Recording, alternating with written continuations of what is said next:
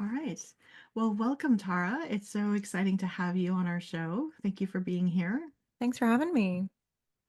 So, for those who may not be familiar with Kobo Writing Life or self-publishing, can you give us a bit of a tour or an example or a little bit of information about what Kobo Writing Life is and how it works?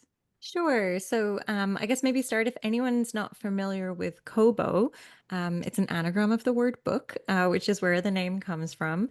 And we're a retailer that focuses on digital reading. So we sell ebooks and audiobooks, and we make some of the best e-reading devices available. So we launched last year two great color e-readers, the Kobo Clara Color and the Kobo Libra Color. And they also have writing capability where you can mark up your books and do everything with them, and you can integrate with audiobooks there. So our main focus really is the digital reading experience. We're based out of Canada we're headquartered in Toronto, but we have a global reach. We really are focused on the global ebook and audiobook market.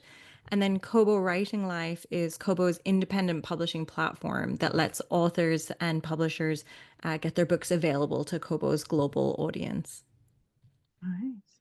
I love my color. I just got mine for Christmas with the little pen. Oh, nice. I know Um, mine's here. it's my favorite companion.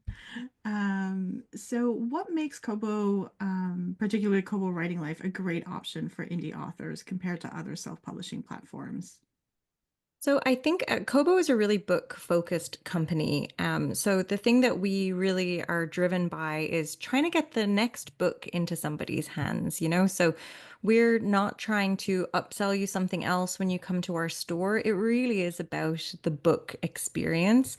And then as a result of that, everything that Kobo Writing Life does with authors is really involved in, again, helping that customer get the next book that they want. So my team is really involved in the indie publishing community. And we realize how important these books are to readers. And one thing that we like to kind of pride ourselves on is that we really view authors that are publishing through Kobo Writing Life as partners. We're successful when authors are successful. So if you're publishing widely on a number of platforms, we would be one of the ones that you should take advantage of coming directly to. Right. So everything has misconceptions, whether it's like how the TV works or, your coffee machine or whatever the case. What are some common misconceptions about Kobo and Kobo Writing Life that you wish more authors understood?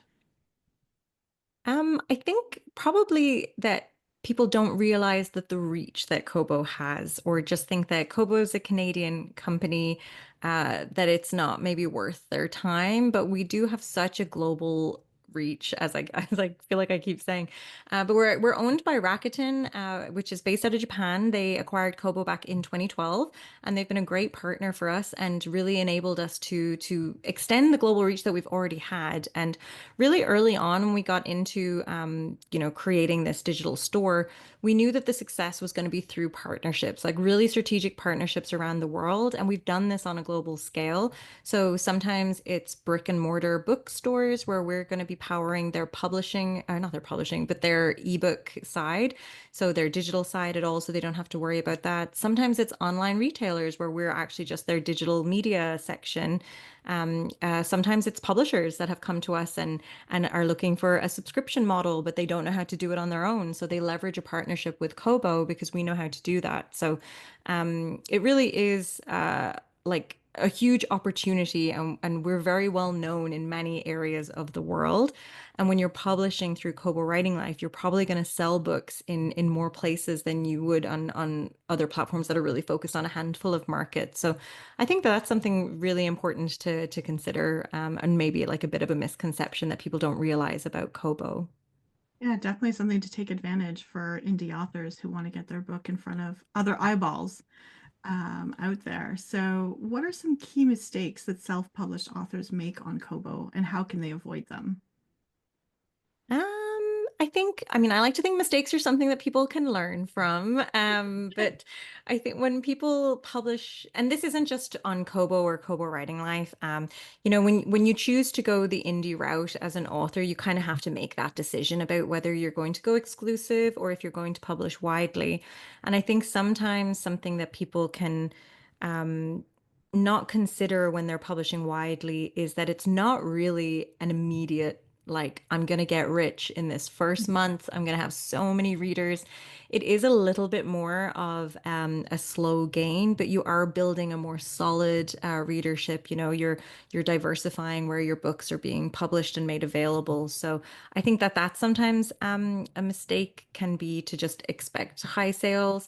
And also to expect people to know your books are on Kobo without even telling your readers and linking to Kobo. So that can be something that is missed sometimes. Does your newsletter include a link to all of the places that your books are? Does your website include links there as well? I think that's really important. And yeah, that I guess a mistake sometimes that I see authors making. I want to thank you and thank Kobo, I suppose, for all you do in getting books out to people and getting indie books out to people as well. Speaking as an agent, I think that's important too, even. Now I just want to turn our attention to self-publishing and digital trends. So how does Kobo support small presses and hybrid authors? Yeah, this is a great question. I've been seeing more and more authors kind of go the hybrid route, and there are a lot of small presses that actually leverage Kobo Writing Life and will use the tools because it's maybe an easier way to publish their books. They can see their sales data, or like, the interface is very easy to use. So we have a lot of small presses that use Kobo Writing Life, and we work directly with them for promotional opportunities, just like we do with authors. And the same with hybrid authors. We can help work with the books that are coming directly. But if they're coming through a different source, then we have a whole other content sales team at Kobo that would be working directly with their publishing contacts. So there's lots of stuff happening. So I would say if you were an author and you're not too sure how your book is being distributed to Kobo, I would check to see how it is. If it's going through a small press, maybe talk to them, and they would have a contact at Kobo that they can chat to maybe kind of spotlight the book. And it's also helpful for us to know, okay, so some of your books are here and some of your books are there. One of the great things about how we built out the store is that it's kind of agnostic to publishing, right? It's like the customer doesn't really know how the book is getting to them, unless they're really like dedicated and like following an imprint with a magnifying glass. But for most readers, they're not really as concerned about where the book's coming from. So therefore, we're presenting you search your author name on Kobo, all of your books are there. It's not just indie or hybrid or there. So we're really displaying everything in one place. Again, trying to get the right book to that person, regardless of how it's coming through. Yeah, that's great. I need to be that Cool. nerd. I'm that nerd that checks the publisher before I buy. I was gonna say. I know I didn't want to say like nobody does that. People do it for sure, but a lot of people probably wouldn't realize the tracking for that. Oh yeah. Okay, cool. Yeah. So what steps should authors take to build a long-term career with Kobo Writing Life?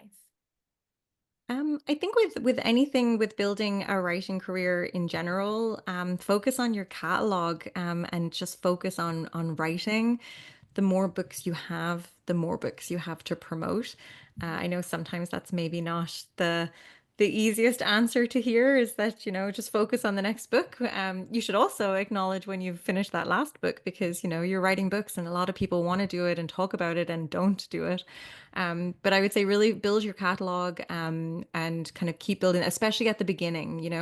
They kind of say you should wait until you at least have like, 3 to 5 books before you're promoting or discounting or anything like that, or beginning to build your readership. So the more books you have, the more you can always point back to that book one and get that reader in and get them to read through everything. Mhm. Um, so yeah, I think really focusing on building the catalog at the start. Take advantage of the opportunities that are available through Kobo Writing Life. So whether that's our promotions tool, taking advantage of Kobo Plus. And then I think the last piece that will be really helpful is when I talk about a global reach, is to really actually look at your pricing and make sure that you're optimizing your pricing for the global market. And what I mean by this is just, I wish our tool was automatic, but it isn't. When you enter your price, we'll sort of prompt you to suggest prices. But if you don't actually override them, it'll just auto convert. So for example, that could be, $5.99 in the US, could be $6.67 in Canada. And Canada is such a strong market for us. You're probably going to sell more in Canada than in the US. So you should round that up to the $6.99. So you'll make a little bit more on each sale. And also, as consumers, we're a little bit preconditioned to respond to the 99-cent price point. Other price points we're kind of suspicious of. You're like, why is it 213? So I would definitely take advantage of that on the global scale. So we have 15 currencies that you can set up. If you didn't want to go through all of them, I would at least hit up the main English markets of kind of Canada, the US, Australia, New Zealand, Euro, and Great British Pounds as well. But if you have time, I would definitely do all of them. And something to consider if you are publishing in different languages, to be mindful of setting currencies. Like, for example, if you have French titles, you want to make sure you're setting your euro, your Canadian dollars, but also your Swiss franc, and make sure that that's at an optimized price. So that's just something to consider. I know it can be very easy to just think about the market that you're based in, but you do want to really try and take advantage of the reach that you'll have through Kobo. Okay, awesome. So two really good points there with sort of story being first and foremost with the catalog, and focusing on building your catalog there, and then also having a nuanced business savvy for price points and stuff. Thank you for that. Really good information. Okay, and then I guess relatedly, are there any Kobo specific grants, contests, programs to help self-published authors to grow? So much going on at Kobo always. I think sometimes we don't shout loud enough about what we're doing. But so based in Canada, we're actually I don't know when this is going out, but we're going through the long list of titles right now. So every year Kobo runs the Kobo Emerging Writer Prize. It's available for debut Canadian authors. So, and it's in three genres. We do fiction, nonfiction, and then we rotate a genre. So this year it's romance. And this year we've increased the prize. So the winner of each genre gets 20,000 Canadian dollar cash prize, and then also merchandising um, help in the store and kind of like spotlights throughout the year. And it's just a really great prize. I mean, personally, what I like about it is that because we're a company of book people, so there's always a call out of like, hey, do you guys want to help like whittle down the like long list to like the short list? So my team have been just ferociously going through the application titles and reading them and going through, and I find so many great books by doing that. So that's always really fun. We've been doing it, I think this is our 11th year doing it. So there's a lot of great titles, and I know one of our Kobo Writing Life authors won the last romance the last time it was a romance, Julie Evelyn Joyce, who's based out of Ottawa. So that was really fun to see. So it's not specific for self-published authors, but we do open it to self-published author, debut authors, and I think including the third, like the genre, so it's not just like literary fiction, nonfiction, makes it a lot more accessible because we rotate around like mystery, thriller, and things like that. So that's something that happens. And then we also have Kobo Originals, which is where Kobo is kind of a publisher within Kobo. So it's not necessarily working with self-published authors, but there is a strong overlap between the teams. So this we did a call out recently as well, where they were looking for romance authors in a handful of genres. So from time to time on our social channels, we'll kind of do a call out like, hey, do you want to submit? They're looking for certain titles, and this would be where, as Kobo Originals acting as the publishers, they would commission a title, pay in advance, and then kind of that book will be available on Kobo. So there's been a lot of success with leveraging independent authors into the originals program for original content, and then also for translation. Sometimes we'll see books that are doing particularly well, say for instance in Kobo Plus in Canada, and be like, okay, can we actually chat to this author, and like, what if we translated that into Dutch? Would that be really good for the Dutch market? And that's been a little bit of a tactic with the Kobo Originals as well, which has been quite successful. So lots going on that authors can be involved in. I would say follow our socials, and our newsletter goes out once a month, the KWL Quill, which is full of a lot of information as well. Cool, cool. Can I ask for the emerging writers contest with romance being the chosen genre this time? Is that like strict romance, or do you guys like veer into horror meets romance or romantasy, or is it just like strict romance? No, no, no. It can veer, it can subgenre doesn't like not doesn't matter, but we would definitely look at it and see for the subgenre as well. It doesn't have to be just like romance. I think we had lots of different submissions. Great. Good to know for the writers watching. Fantastic. So, how is self-publishing evolving? Big question. And what should indie authors prepare for in the next 5 years? Well, one of the things that kind of keeps me working in this industry for so long is that it is always evolving. And I think that's fun. It can be scary, but no day is really the same. The problems kind of change, and there's always something new to sort of consider and see how the authors are responding to things. So I feel like one of the biggest, if we start looking at when I started working for Kobo, it was back in 2012, and it was primarily, you have one digital book file and maybe it's formatted okay, but it's hard to do that. And you would upload it and, it's a converted Word doc, but the links aren't where, and now it has evolved into, well, one, you don't even have to think about the formatting because there's so many great tools out there like Vellum. And now you also have to consider like multiple different types. There's more opportunities than ever as the technology is evolving. So you can have, ebooks, you can have translations, audiobooks, print, special edition books, all these hardcover options. So I think that's something to prepare for in the next 5 years is to really think about what area you want to take advantage of and narrow the focus because you could try and do everything, but that would be really hard. What would work for you? Like, what are you going to actually? I'm going to spend the next 6 months really looking in at audio. That's something that kind of jumps out to me. The audiobook market has just been so huge for so long, but I think with the introduction of like more players in the game, that it's really just reaching more people that are listening to audiobooks for the first time. I'm thinking about Spotify now having them so accessible to people.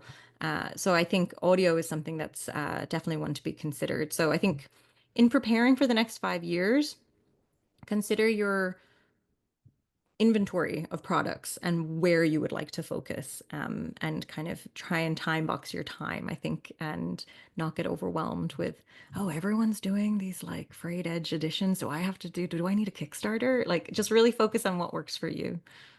Okay. Okay, fantastic. This is sort of I guess, a related question, and I feel like you might have answered a bit of it. But so with audiobooks and subscriptions like Kobo Plus becoming more popular, how should indie authors be thinking about multiple formats for their books? Yeah, I think you definitely should be taking advantage of them, especially for Kobo Plus, for the subscription platform. So, like leaving audio for a second, if you're publishing widely and publishing globally, I don't know why you wouldn't put your books into Kobo Plus. From everything that we're hearing, from all of the numbers we're looking at, it's really only increasing the revenue for authors. And it's just allowing them to reach this audience of voracious readers. It's non-exclusive, which I think is really key. It just shows that, you can have your books in a subscription platform and be selling in multiple other places. And it's okay. And we're kind of rapidly launching Kobo Plus in many new places. So just, I think last week we announced that we launched in Singapore and Malaysia. So those are our 22nd and 23rd countries. So we're kind of rolling it out.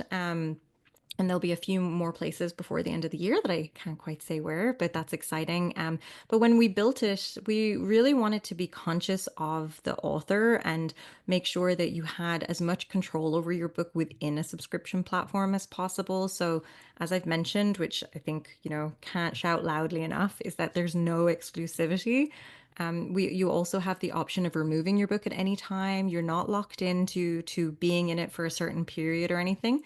We even built it out where you can select the specific countries. So if you're a little bit hesitant about subscriptions and maybe you don't want to select it in your main territory, but like why not try the Netherlands? Because you're like could have it's not going to hinder you if you're not in there. That would be how I would tell people to sort of try it. I mean, I would encourage you to just opt them into all places. But if you wanted to just try one or two places, we've built it so authors do have the control to be able to do that.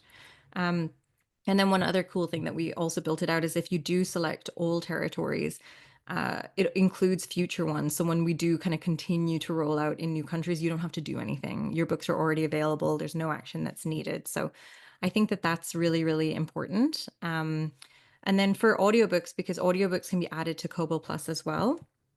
So I would definitely, if you have audiobooks that you've created, or perhaps you've gotten the rights back and you want to publish them widely, you can publish audiobooks through Kobo Writing Life. You won't see the audiobooks tab immediately. We just have to enable this for you. But if you send us an email at writinglife@kobo.com, we'll happily add this for you. And I would definitely do that and add them to Kobo Plus as well, just so you're reaching as many readers that are as there. And then one other distribution piece that we have on Kobo is Overdrive. You can also access the library market right through Kobo Writing Life. So it's a really easy part of the publication process. So when you're, it's just beneath the Kobo Plus piece. When you're opting in, when you're publishing your book, you can select to also send to Overdrive. So the price just needs to be set in US dollars for your library price, and then the book gets through. And because Kobo has this relationship with Overdrive, they're a former sister company of ours.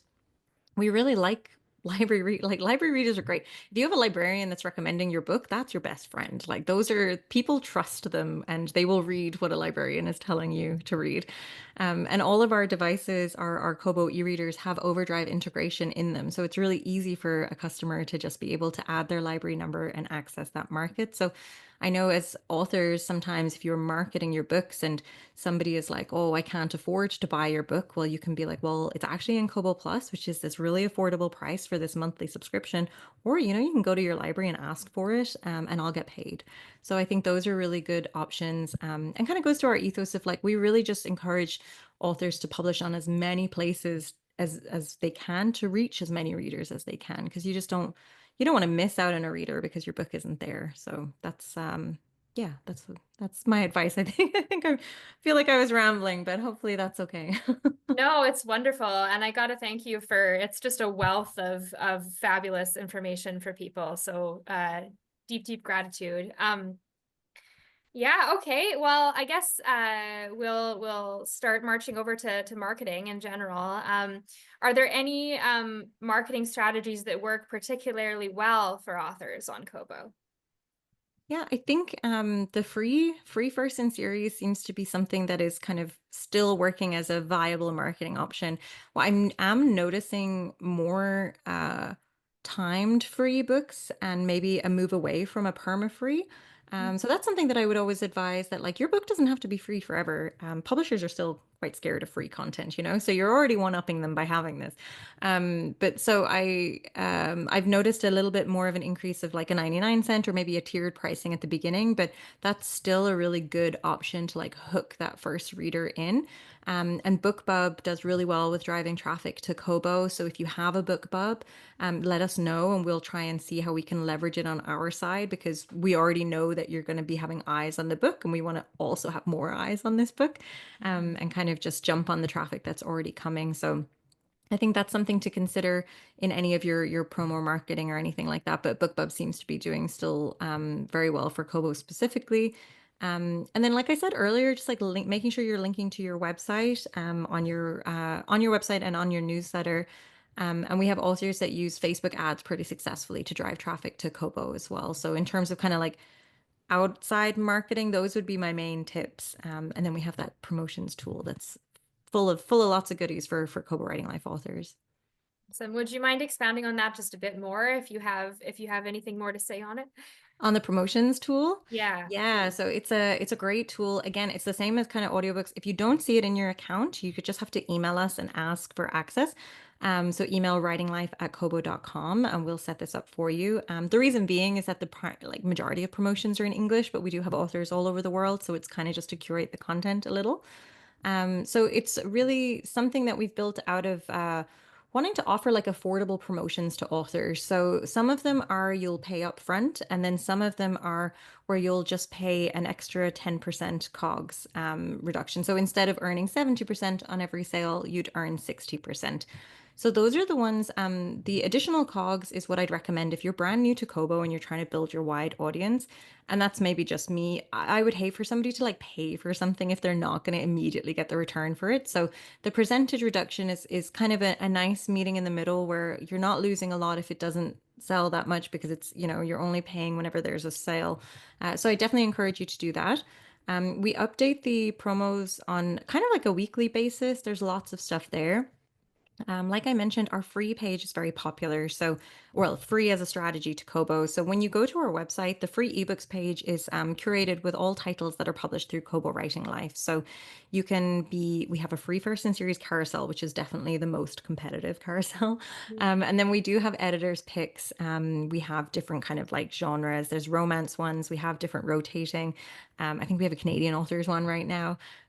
So it's really, really popular. And those are always on our promotions tab. So you'll pay, I should know off the top of my head, I think it's $10 to be featured in your free book in one certain space. And then our most expensive upfront payment promotion is our daily deal, which is $100. So that's if you had a kind of a discounted book, and then it's featured as the one every day. There's a different deal that's spotlighted at the top of the page, and a couple times a month we use Kobo Writing Life to fill these titles. So again, we're trying to make like very affordable promotional opportunities for authors that are coming new to Kobo. And then one thing that we've just started doing, which has been really successful so far, is with Kobo Plus. It's kind of it's a little bit more of a challenge. So I guess some of the other promotions I should have mentioned is that we do a lot of seasonal promotions. Like there can be, there'll be stuff around Easter, like New Year, like any of the regular book promos that you see. And then we do monthly buy one get one off in like romance. We have VIP sales that you can participate in that go right to our VIP readers, who you definitely want your books to be in front of their eyes because they're voracious. And then we also have kind of just different box set bundle things like that. So lots of stuff that it's always there. And then our newest addition is Kobo Plus, because Kobo Plus, we're calling them promotions, but it's actually more of a discoverability thing with Kobo Plus, because the reader can add any book to their title through the subscription. We want to make sure that we're spotlighting Kobo Writing Life authors as best we can. So there's a feature where you can apply. It's $50 for you to be one of 6 books each week that's in a carousel. And then your book is going to be included to subscribers in Kobo Plus in all of our main English geos. And something that's kind of cool with this one is that it's also included in the Nordics because there's a strong English readership there as well. And it's also included in our Kobo devices itself. We're curating the content. So we're really trying to get these books in front of these readers. So from the author perspective, when you apply and your book is there on the first week, what we really like about it as well is that we actually don't remove the books. We just move them further down the line. So we've got a report of a lot of a long tailwind of reading from that. So that's something that I would definitely try and leverage to use. And we just added a couple of weeks ago, actually, a second Kobo Plus one that's just for box sets specifically because Kobo readers just love them. And it's so interesting to me because, especially with Kobo Plus, they could add all of the titles easily, but it's more of a convenient way of having the books in one place. So it's kind of nice to have a box set specific one. And one thing to note with Kobo on the a la carte purchasing side is that we don't have a higher price cap. So if you're pricing your book over $9.99, your box set, you're going to earn 70% on every sale. So we do see people really taking advantage of this and having Kobo specific mega box set bundles that are really priced for their value. And then these are also being read in Kobo Plus. So you're kind of getting a bit of a double whammy there too. So there's lots of stuff happening in that promotions tool. And we do also do promotions around audiobook and library, kind of on a smaller scale, but you'll see those in the tool as well. Okay. Wow. That's awesome. Yeah, when I hear box set, I get happy as well. So that's wonderful. Oh my gosh, so many cool things happening there. Do you have any examples to share of indie authors, for instance, who found success on Kobo and what they did right to get there? So I mean, we have so many authors that find success. And one of the things that I also really like, I mentioned that every day is slightly different, but it is really interesting to see how it evolves with its different authors that people are reading, as the trends sway. So there's lots of examples that could be had. I think the one that pops to mind, just because we had been kind of chatting to her recently, like Bridget E. Baker. She's a wonderful example as like of an author who is thriving wide. She's really open about her strategies. She's very generous with her time of sharing her success as well. I know she's involved in a lot of author groups, like in Wide for the Win. She's definitely sharing helpful information there for other authors.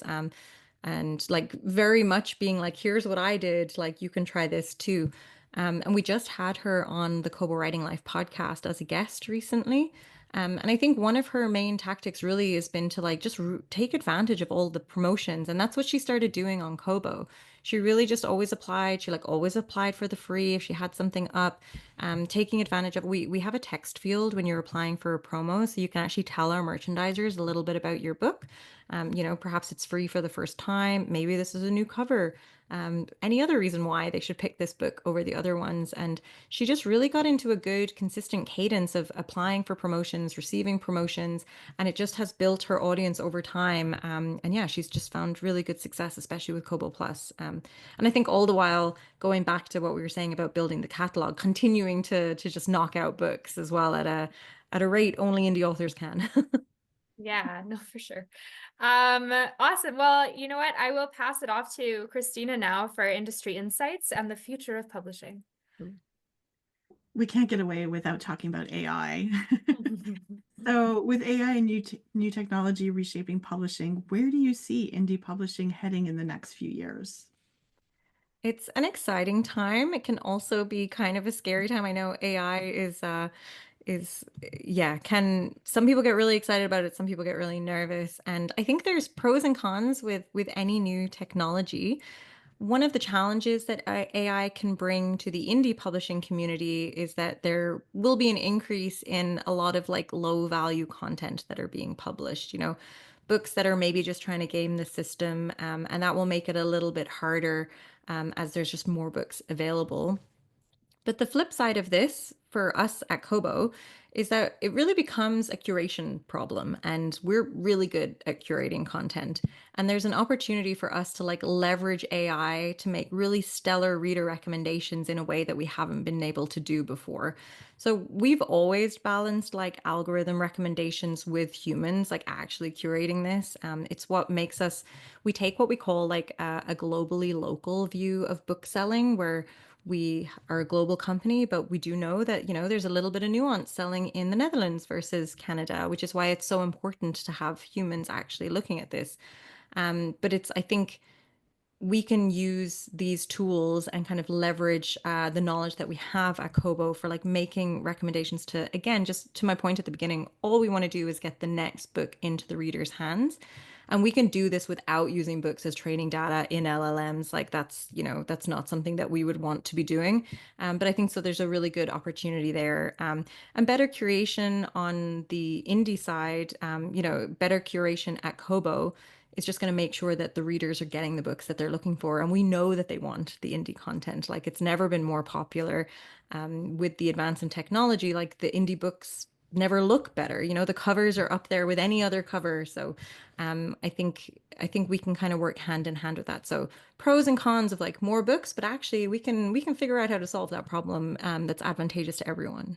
If you could give indie authors one piece of advice to maximize their success on Kobo, what would it be? Easy Um, question. That's a great question. I really think to not be afraid to reach out to us with questions and to really leverage the team that we have here. So I would say if you have any questions or, even to introduce yourself, send the team an email at writinglife@kobo.com. I would take advantage of the team that's available to you. Yeah, I think for Kobo specifically, we're happy to kind of provide information. And I'd also say, if you're not using Kobo as a reader, you can download the apps for free on like iOS or Android. And I think this advice goes to like all of the platforms. I would have a look at it from a reader perspective because it'll make you understand a little bit how to market to that reader a bit better. Like how does the website look? What's the reading experience like? So I would download the apps, have a little browse. It can be a couple of free books. It doesn't have to be a lot of time or effort. I would certainly do that for Kobo, and then like look at all of the resources that we have available. And yeah, don't be afraid to ask questions or reach out to us. That's part of why we're here to partner with authors, is that we really do want them to succeed. And one last question. What's one episode of your podcast that you would recommend to a new viewer as a great starting point to learn about Kobo Writing Life? I I know would there's a lot say to choose from, so I know we have, gosh, like over 300 episodes. We're probably way over that actually, but um, maybe like 350. I'm not too sure. But we've just started re-releasing some of our older episodes as Kobo Rewriting Life, which I enjoy the name. But if you haven't listened to anything, in December, I think it went out on Christmas Eve. So you'll see it's kind of a relatively recent release. We have an interview with the Kobo CEO, Michael Tamlin, and um, Michael is great because as somebody that's leading our company, he's a content guy. Like his background is in books. He's been doing this for a really long time. He's worked on Kobo since like as long, if not before I have. And I think that interview really kind of showcases Kobo as a company and really like why we chose to create Kobo Writing Life, his attitude around the publishing industry and changes in general. So that will kind of give you a little bit of an insight. Yeah, just kind of like a look behind the curtain of like Kobo as a bigger company. So I would say that I think it's yeah, the Michael Tamlin interview on the Kobo Writing Life podcast. right. Thank you. We will link that down below for anyone who wants to check it out. And thank you so much, Tara, for being here, for being so generous with your information, your time. We really appreciate it. No Yeah. problem. Thanks for having me. Thank you, Tara.